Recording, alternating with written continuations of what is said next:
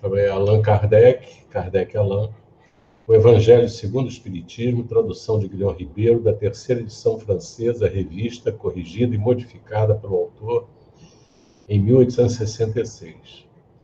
120ª edição, Rio de Janeiro, FEB, outubro de 2002. Bom, nós vamos, como sempre, recordando que essa reunião ela é voltada para o atendimento aos espíritos que eram atendidos na agremiação e também para as pessoas que estavam recebendo mais um passe, né, além do passe da reunião pública, mais um passe em função das necessidades espirituais delas.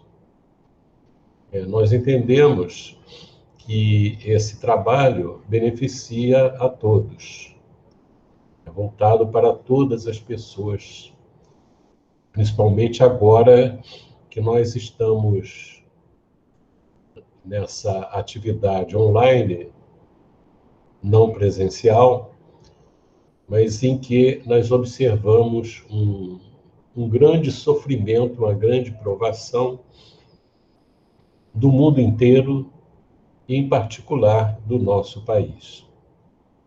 Há muito sofrimento, né?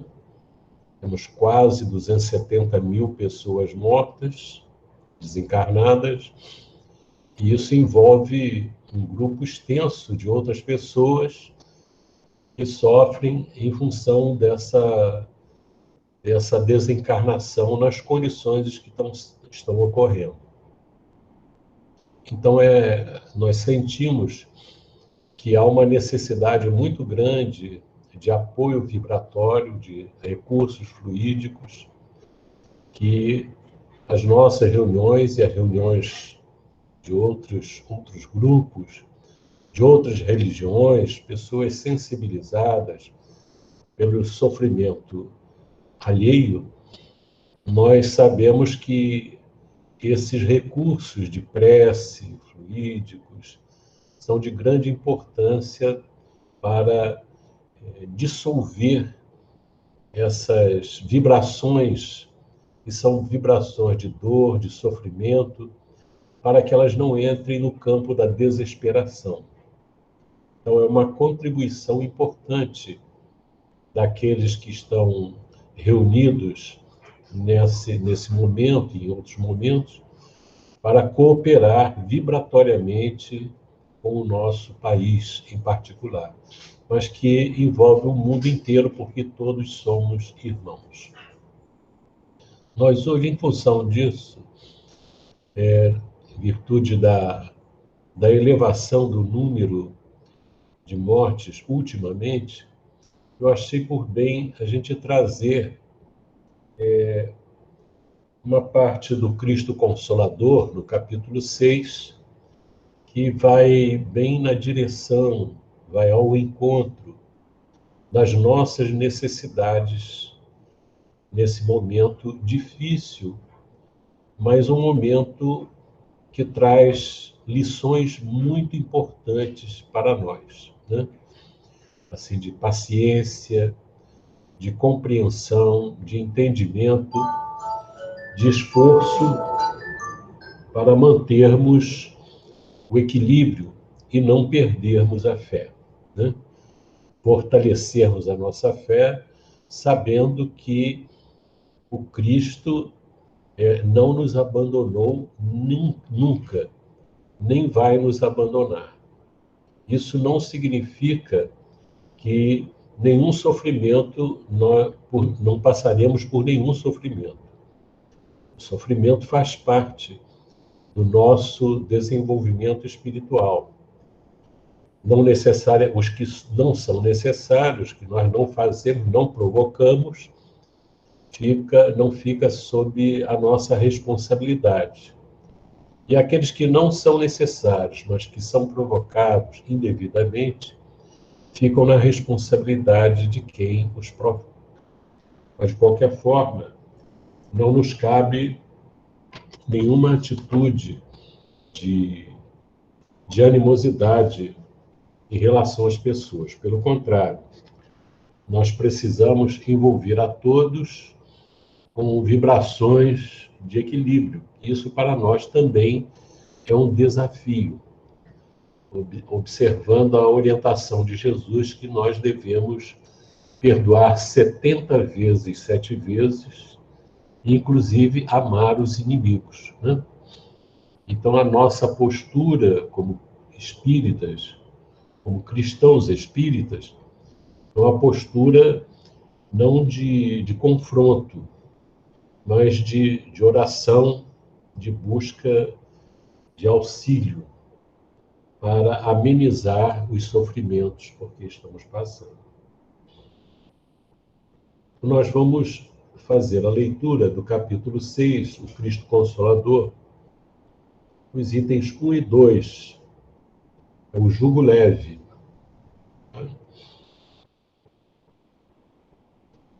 Vinde a mim, todos vós que estáis aflitos e sobrecarregados, que eu vos aliviarei. Tomai sobre vós o meu jugo e aprendei comigo, que sou brando e humilde de coração, e achareis repouso para vossas almas, pois é suave o meu jugo e leve o meu fardo. Todos os sofrimentos, misérias, decepções, dores físicas, perda de seres amados, encontram consolação em a fé no futuro, em a confiança na justiça de Deus, que o Cristo veio ensinar aos homens. Sobre aquele que, ao contrário, nada espera após esta vida, ou que simplesmente duvida, as aflições caem com todo o seu peso, nenhuma esperança lhe mitiga o amargor. Foi isso que levou Jesus a dizer: vinde a mim, todos vós que estáis fatigados, que eu vos aliviarei. Entretanto, faz depender de uma condição a sua assistência e a felicidade que promete aos aflitos. Essa condição está na lei por ele ensinada. Seu jugo é a observância dessa lei. Esse jugo é leve e a lei é suave, pois que apenas impõe como dever o amor e a caridade. Vamos começar item por item, ponto por ponto, para nós sentirmos a importância dessa mensagem. Nós temos consciência de que nunca, isso os próprios médicos, os homens da saúde dizem, a humanidade nunca passou por uma situação semelhante. Nem a gripe espanhola, que foi terrível, teve um efeito tão global e tão destruidor como essa pandemia está tendo. E isso é um momento em que todos nós nos irmanamos na experiência da dor, que se torna uma dor comum em todos os países. Uns mais, outros menos, mas todos passando por situações muito dolorosas, muito difíceis.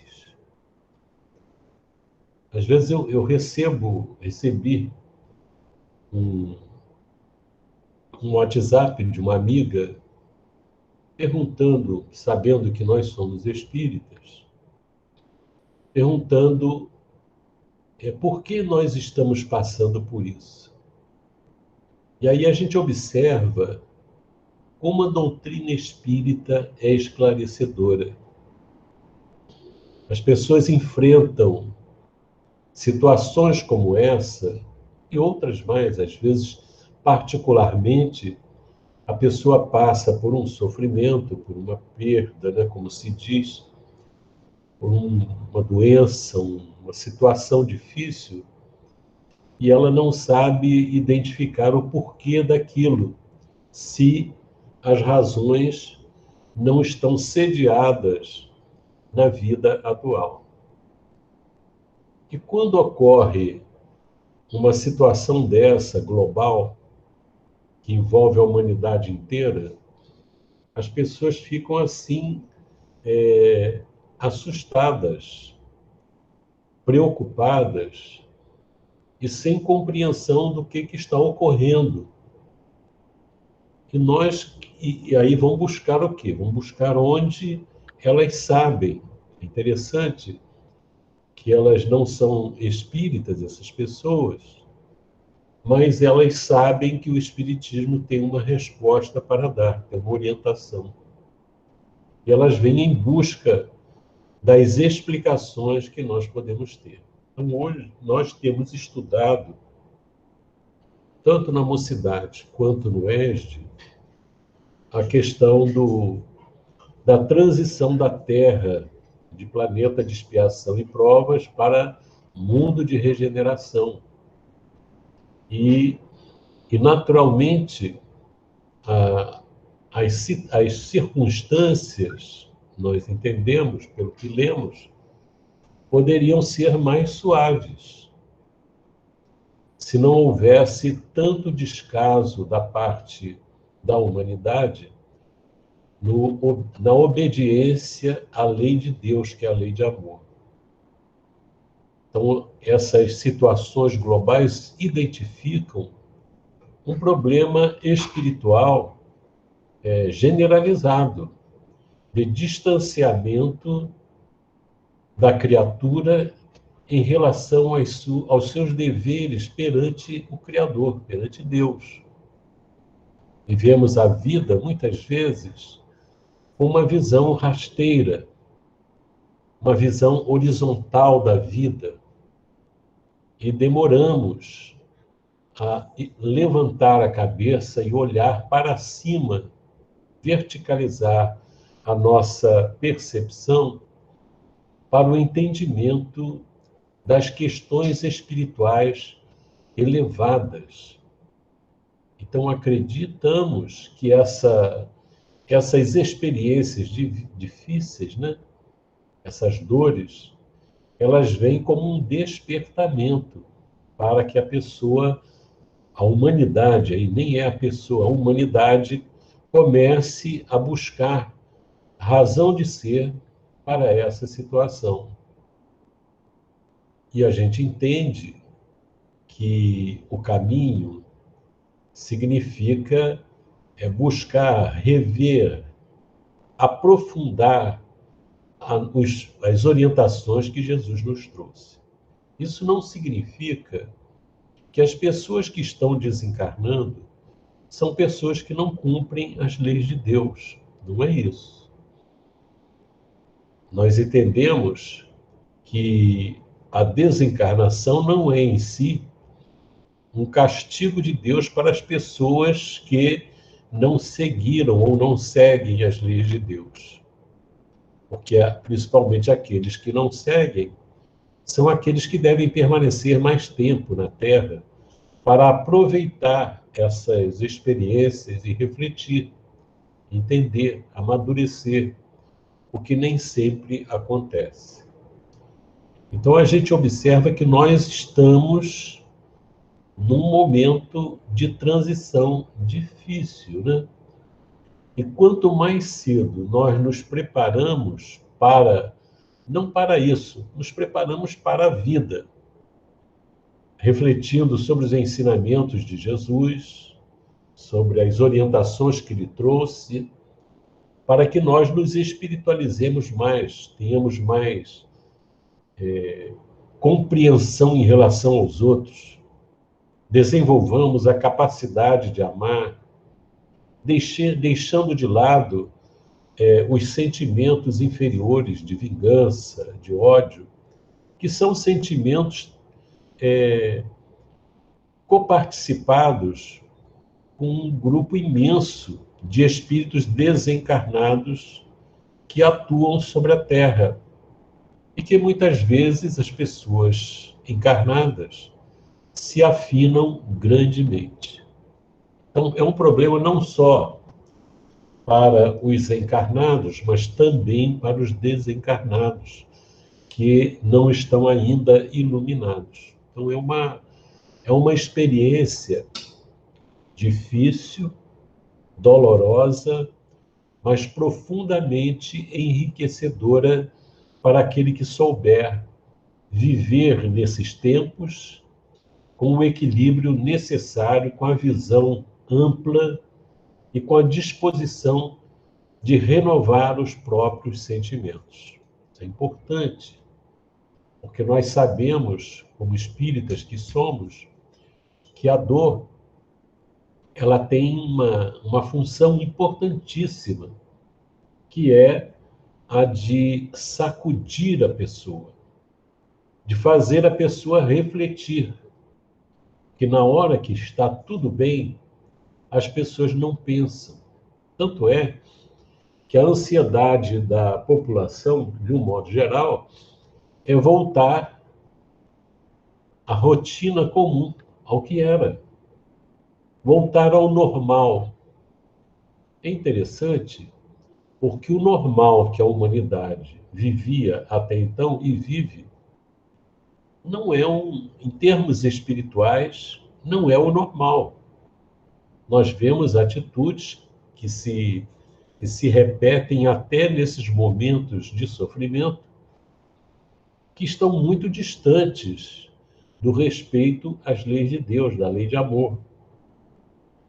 Então, voltar ao normal significa a pessoa voltar à posição em que estava.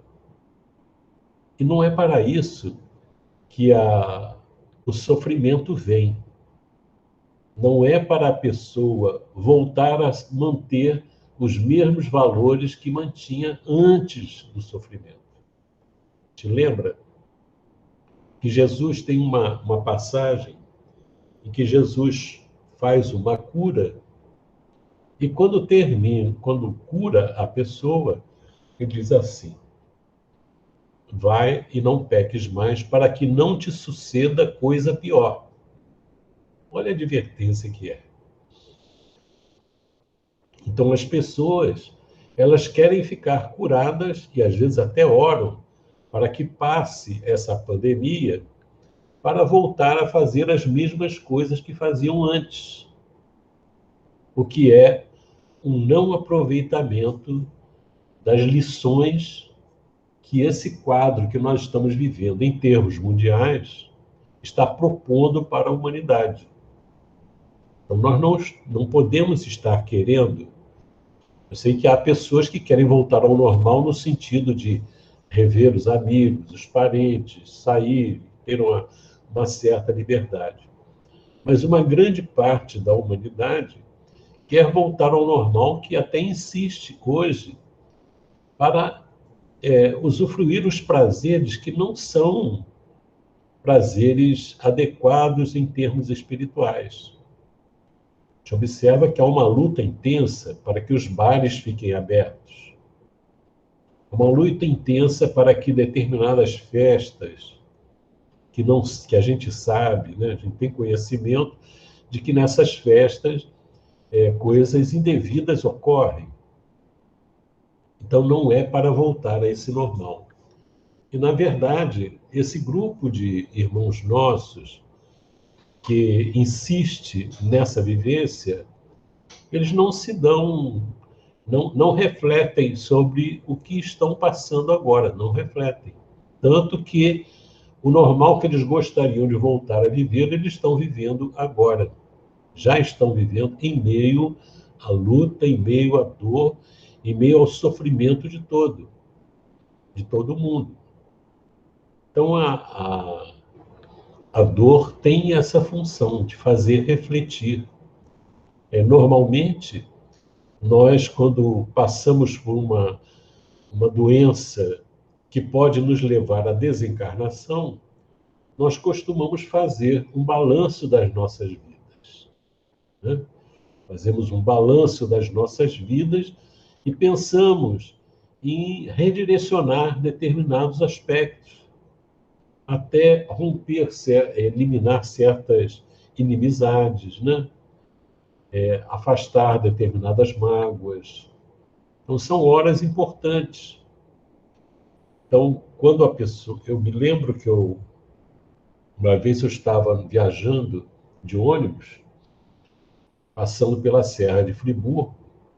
Quando eu entrei no ônibus, eu vi que o motorista estava cochilando em cima do volante. Fiquei preocupado. À noite, né? E quando estávamos descendo a Serra de Friburgo, o ônibus bateu de lado nas pedras da montanha e perdeu o controle e desceu. Desengatou a marcha e foi descendo a gritaria dentro do ônibus. Naquele momento, muita coisa da minha vida passou pela minha cabeça. Aquelas coisas que a gente fala assim, né, que só quando vai desencarnar, começa a ver toda a sua vida. É como se fosse um flash, né, um filme, que aquilo passa rapidamente, e a gente vai vendo aquilo acontecendo. E, graças a Deus, o motorista acordou, conseguiu dominar o ônibus, e aí ninguém mais dormiu, né? Toda vez que ele dava uma balançada, a turma toda gritava, né? E é assim. Então, os sofrimentos, eles têm essa função da gente verificar, a gente nessa hora, e na hora da desencarnação, isso ocorre também. Os espíritos dizem que aquela vida passa toda, lembra de tudo, as coisas que não foram bem feitas. E é muito bom que tenha coisas bem feitas. Tenha posturas de resistência ao erro, de correções de rumo. Isso tudo é importante. Então, nós estamos vivendo um momento em que Deus está nos proporcionando um momento de reflexão mundial. Naturalmente, existem aqueles que aproveitam e existem aqueles que não aproveitam. Então, a mensagem espírita e a mensagem de Jesus, né, em que ele sempre avisou os seus discípulos que o mundo iria reagir muito em relação à sua mensagem. Se a mensagem de Jesus tivesse sido absorvida pelas criaturas, essa transição para o mundo de regeneração seria suave, seria tranquila, porque não estaríamos agregando um peso vibratório nas nossas relações na Terra da forma em que nós geramos. A gente vê que hoje nós não temos uma guerra mundial, mas nós temos um estado de guerra em várias partes do mundo. Temos violências no nosso país, temos muita coisa acontecendo, né? E no mundo inteiro temos uma vivência de drogas, temos atitudes de suicídio. Então, é um peso muito grande que gera que a pessoa, quando se suicida, ela não fere apenas a ela fere os outros, o pai, a mãe, filho, quem for, quem estiver ligado emocionalmente, afetivamente à pessoa que se mata, é atingida. Ela é alguém que Deus confiava para fazer um trabalho que se ausenta da vida. E o trabalho que a pessoa iria fazer, alguém vai ter que assumir. Como a gente vê que a humanidade está muito distraída, geralmente ficam deficiências nesse atendimento às pessoas, sobrecarrega aqueles que vão substituí-los. Então, esse é um quadro que a gente está vivendo. Mas isso é se nós, a gente olhando a nossa vida terrena e tendo uma visão da vida espiritual. Por outro lado, além disso, nós temos aspectos muito consoladores, né? Assim como a gente vê os profissionais da saúde se desdobrando, o pessoal que pesquisa, se desdobrando, as pessoas indo ao extremo do cansaço, as necessidades imensas. A gente vê que hoje não basta abrir novos, não é suficiente abrir muitos leitos, mas tem que abrir. Mas é interessante que não tem profissionais para cobrir esses leitos, para atender. Então, é uma necessidade extrema, extrema.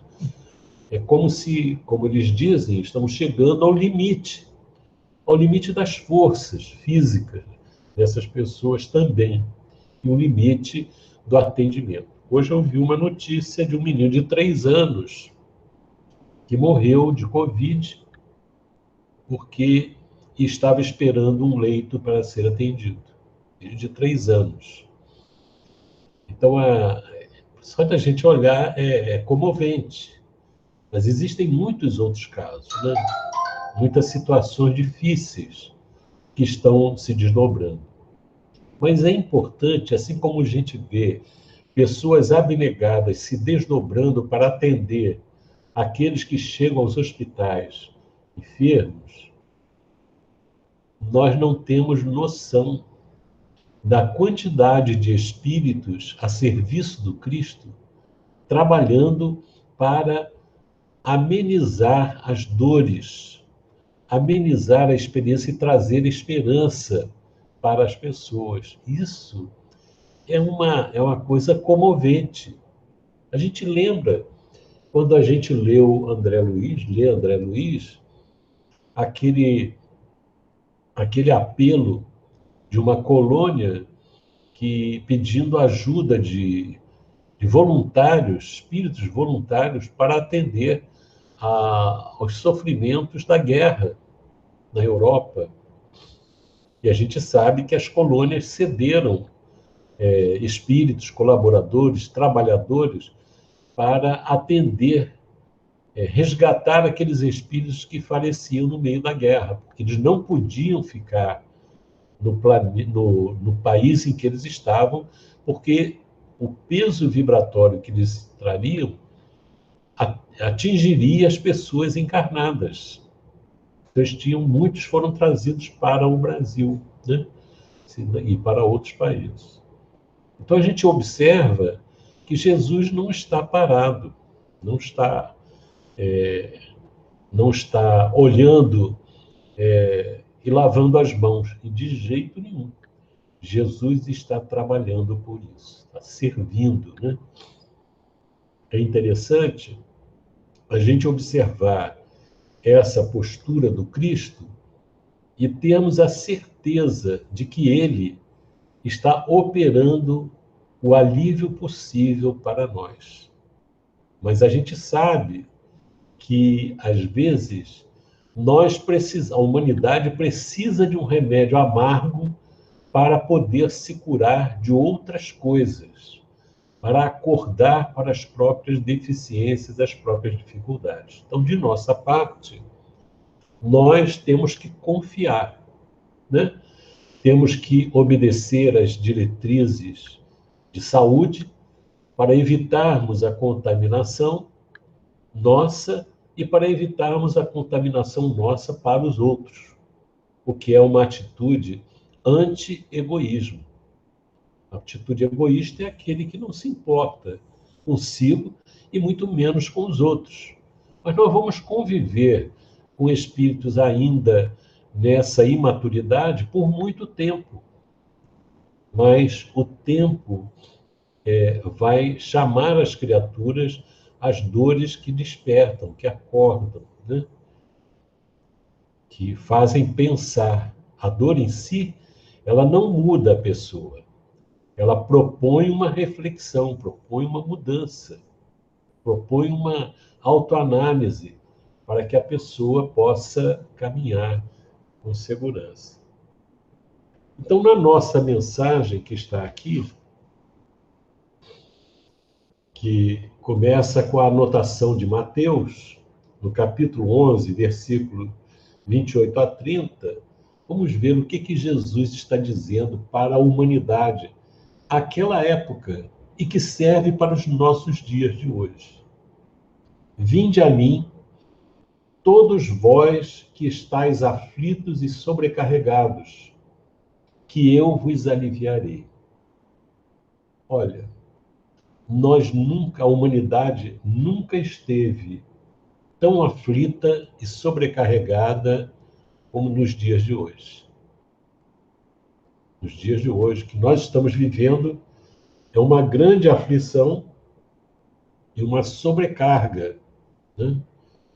É uma sobrecarga que a própria humanidade gerou pelos seus descuidos, pelas suas ações infelizes. Tomai sobre vós o meu jugo e aprendei comigo, que sou brando e humilde de coração, e achareis repouso para vossas almas, pois é suave o meu jugo e leve o meu fardo. Se nós tivéssemos a humanidade tivesse tomado sobre ela o jugo de Jesus, tivesse aprendido com Jesus, que é brando e humilde de coração, nós estaríamos em melhores condições do que estamos agora. Porque a gente sabe que no mundo de regeneração, em que as pessoas trabalham para obedecer à vontade de Deus, a desenvolver o amor dentro de si, nós não imaginamos a existência de uma pandemia com tanta controvérsia como vemos hoje no mundo. Nós não veríamos o surgimento de vírus que são resultantes, em grande parte, da nossa invigilância, da nossa imperfeição. Nós geramos o bem-estar, a saúde, ou geramos as doenças, que funcionam como um limitador do nosso desequilíbrio. Estamos sendo chamados para ficar em casa, né? Em casa. Estamos sendo chamados, e nesse ficar em casa, quanta gente não aguenta. Por quê? Porque nós não aguentamos, ou não temos o hábito de mergulhar dentro da gente para nos conhecermos e para refletir sobre a nossa natureza divina. A pessoa precisa sair, ela não quer se ver, não quer, ela tem que fazer alguma coisa do lado de fora para não ouvir o que existe dentro de si. Então, essas horas não devem ser sentidas como horas terríveis. Devem ser sentidas como horas muito importantes, um convite à reflexão e à revisão nossa, a releitura dos ensinos de Jesus, da sua vida. Procurar ler os livros que falam dos cristãos que eram presos e levados à morte simplesmente porque pregavam a fraternidade, pregavam o amor, pregavam a igualdade entre os seres. E a gente lembra de Paulo de Tarso, que preso em Roma se sentia mais livre para servir a Jesus. Ou seja, na verdade, não é a prisão, que nós nem estamos numa prisão, estamos dentro do nosso lar. O recolhimento ao lar não é uma limitação para nós. Será limitação se nós não descobrirmos a realidade espiritual que nos caracteriza nos caracterizou sempre, mas principalmente nesse momento difícil que passamos. Então, o mundo de regeneração vai ser um mundo em que as pessoas vão aceitar, né, a orientação de Jesus e vamos aprender com Jesus a brandura e a humildade de coração. E o que nós vamos receber em troca? E achareis repouso para vossas almas. Quer dizer que a gente vai ficar descansando? O repouso, o que é? O repouso da alma não é ficar parado numa rede, se balançando. Não é ficar numa praia paradisíaca. Não é isso. O repouso da alma é aquela tranquilidade consciencial. É aquele estado em que a pessoa não está em agonia, está em paz de consciência. Essa paz é que é o repouso da alma. Mesmo nas horas difíceis, absorvendo, aprendendo, ficando sob o jugo de Jesus e aprendendo a brandura e a humildade, nós desenvolveremos dentro de nós a paz. Porque não vamos exigir do nosso filho, da nossa filha, a gratidão que ele ou ela devem ter para conosco. Que a nossa visão se amplia e conseguimos enxergar coisas que eles deveriam enxergar, mas não enxergam. Nosso marido, nosso esposo, nosso parente, nosso vizinho, quem for, vamos compreender a posição em que ele está, que com certeza é a posição que nós estivemos antes, em algum momento das nossas existências. E trabalhar esse mundo íntimo, como Jesus fez. Jesus não exigiu da humanidade a vivência integral dos seus ensinos quando esteve conosco, porque ele sabia que a humanidade não estava madura para aquilo. Ele se dedicou a trabalhar com aqueles que estavam amadurecidos, para criar as condições necessárias para que a mensagem dele irrigasse as mentes humanas através do tempo. Então, se nós não estamos em paz, estamos agoniados, devemos refletir sobre esse texto aqui. Tomai sobre vós o meu jugo e aprendei comigo, que sou brando e humilde de coração. Por que de coração? Porque tem a humildade e a mansidão de aparência. Quando ele diz, sou brando e humilde de coração, é brando e humilde mesmo, no âmago do ser. Então, nós temos que ser humildes e brandos no coração. Porque eu sou brando e humilde racionalmente. Mas quando eu passo por uma situação que eu acho injusta, a minha mansidão vai embora. A minha brandura vai embora. Então, eu não sou brando de coração.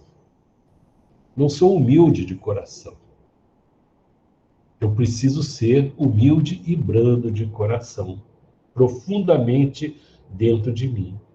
Porque só assim acharemos repouso para as nossas almas. Pois é suave o meu jugo e leve o meu fardo. Olha só. Apesar de Jesus dizer isso, que o jugo dele é leve e que o fardo dele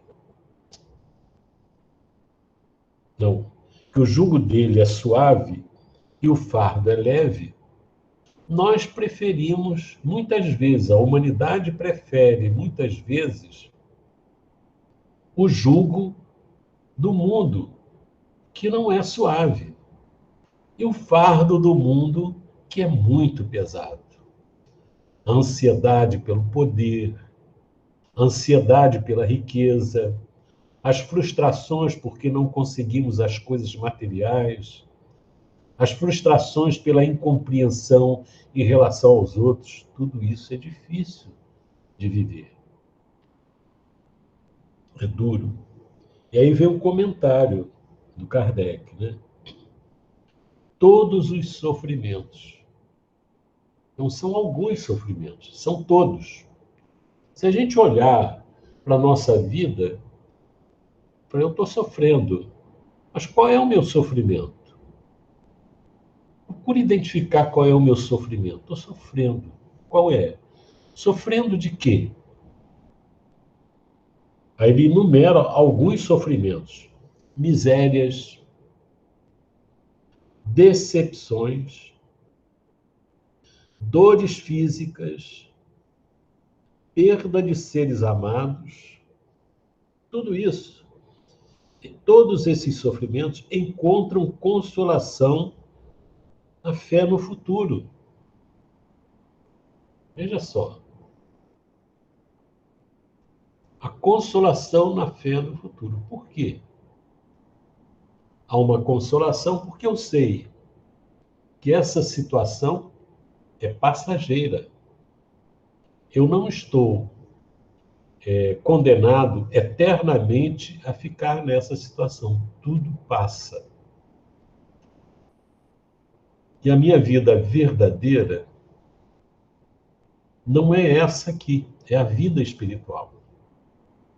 Então aqui eu estou me preparando, desenvolvendo qualidades, sutilizando as minhas vibrações para que elas sejam libertas da matéria, das minhas ideias difíceis, do meu temperamento. Tudo isso é para eu vencer essas dificuldades íntimas.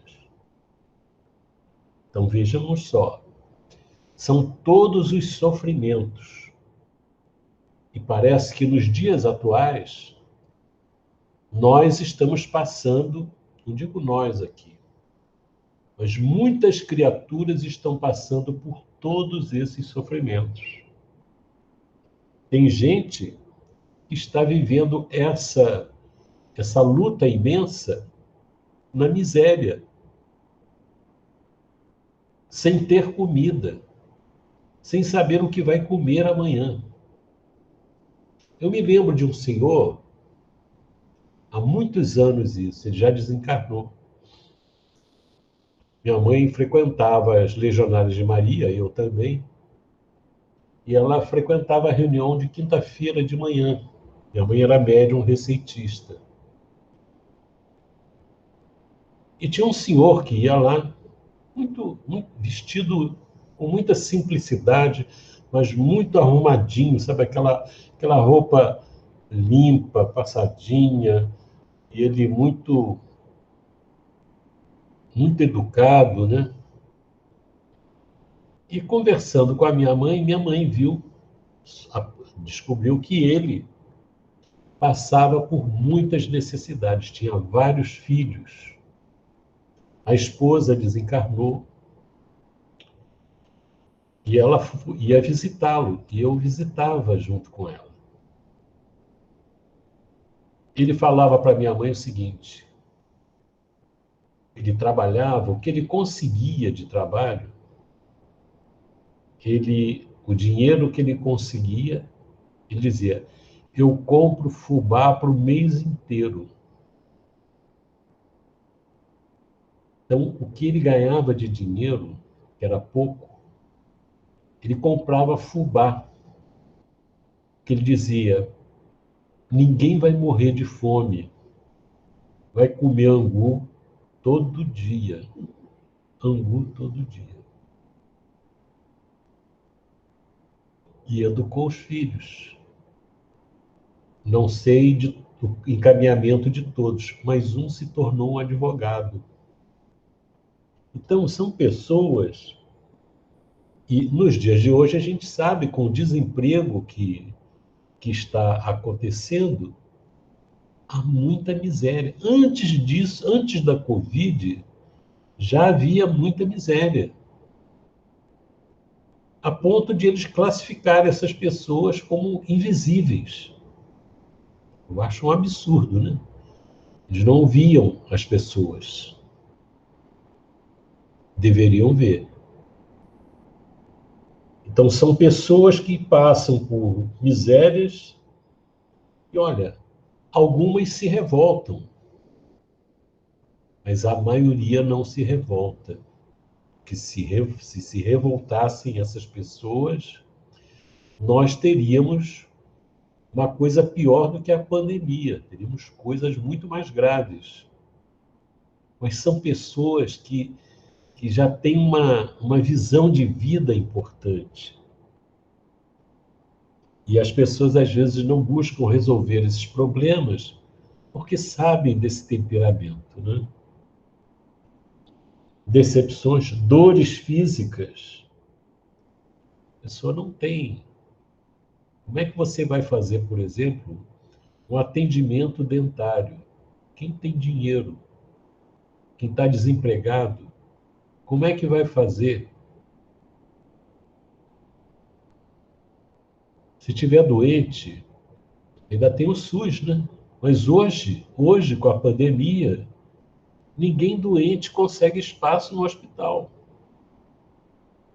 Então as pessoas estão passando por misérias, além das decepções da vida, dores físicas, perda de seres amados, muita gente perdendo seres amados. Então nós vamos encontrar consolação na fé no futuro. Era, era a esperança dos cristãos que eram perseguidos. A gente lê os livros de Emmanuel, a gente observa que eles enfrentavam as feras não de uma forma indiferente, não, eles sofriam. Porque não é brincadeira você encarar um leão com fome, não é brincadeira. Mas eles se entregavam na certeza de que há uma vida depois da morte, em melhores condições.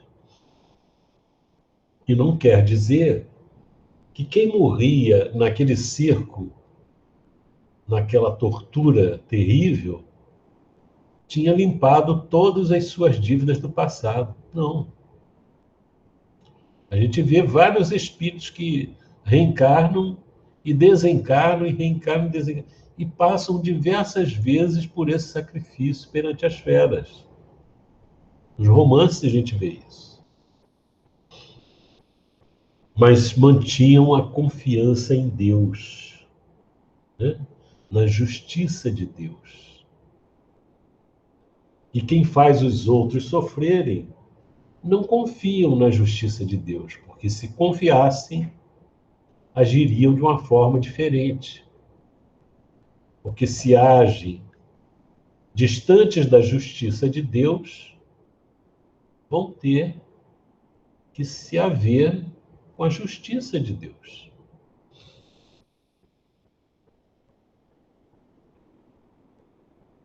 Então ele diz aqui, tem consolação na fé no futuro, na confiança na justiça de Deus que o Cristo veio ensinar aos homens. Nós vemos hoje há muito sofrimento no mundo. A gente vê o continente africano como um continente de muito sofrimento há muitos séculos. Há muitos séculos. Muitos resgates, né?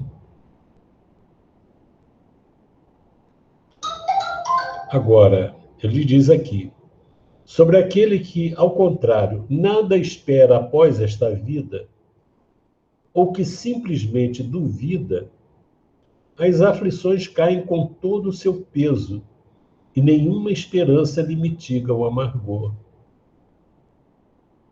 Então, existe aquele que não acredita em nada, nada após a morte, que fala assim, não, eu vou viver, eu vou aproveitar o que eu posso.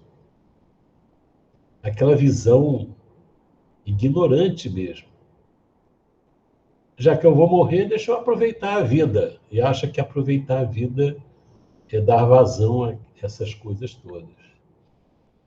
Agora, existem aqueles que não têm essa postura de se entregar de uma forma irrefletida e agir de uma forma inconsequente.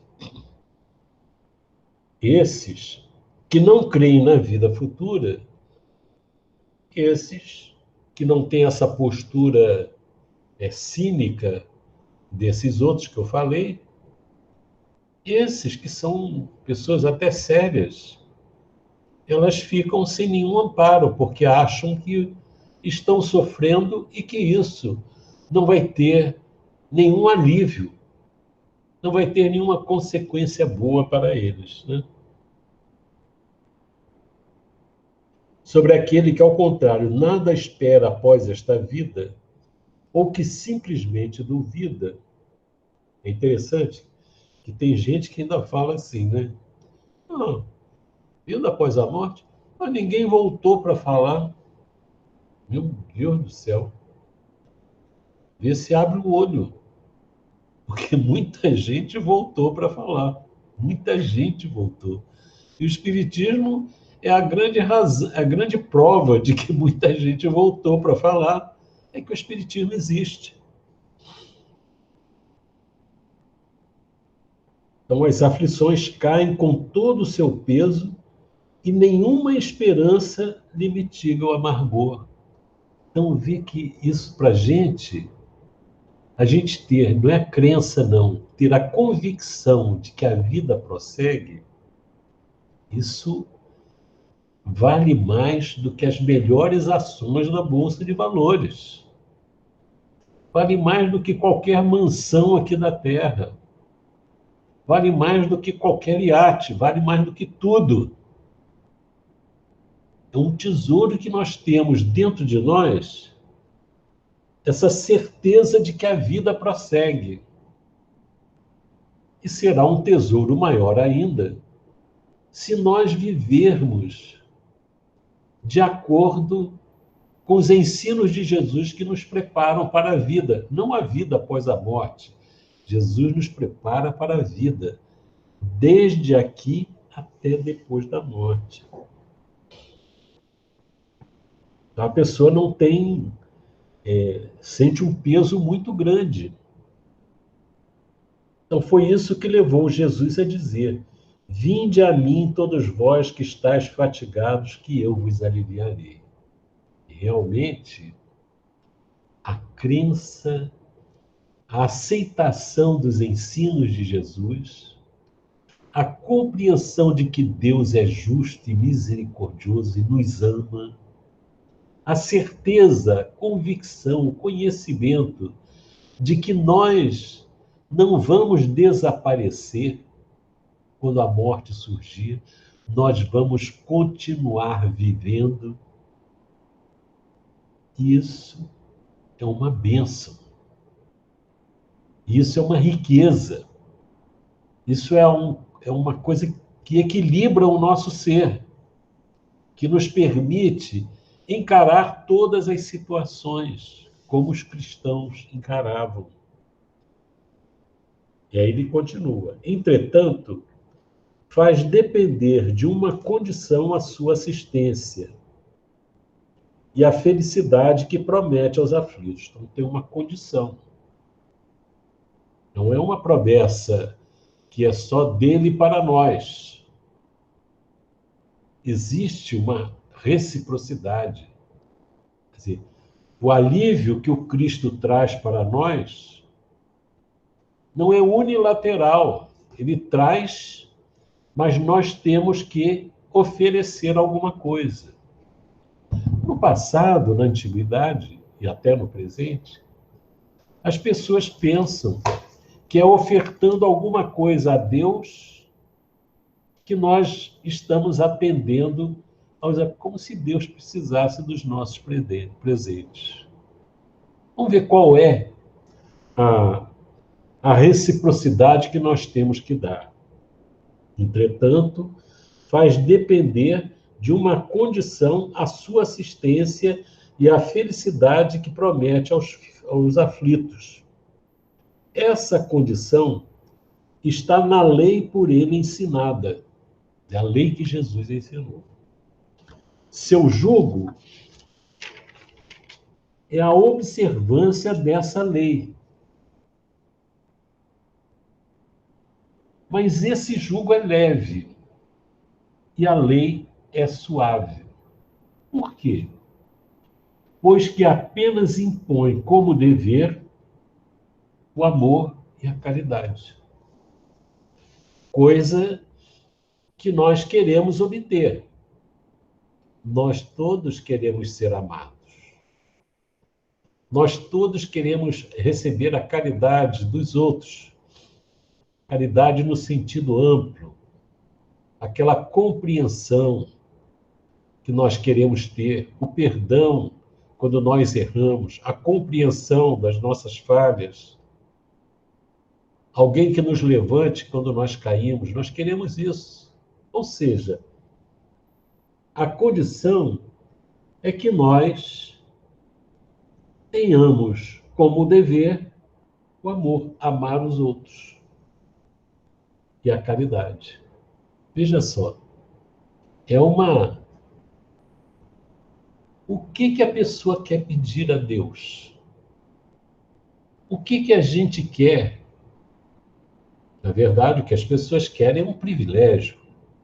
Eu quero viver como eu quero na vida, fazer o que eu bem entendo e quero receber o amparo, o alívio, a felicidade. Aí a gente vê a imaturidade do ser humano, a imaturidade espiritual, a falta de maturidade moral da criatura. Ela quer coisas antagônicas.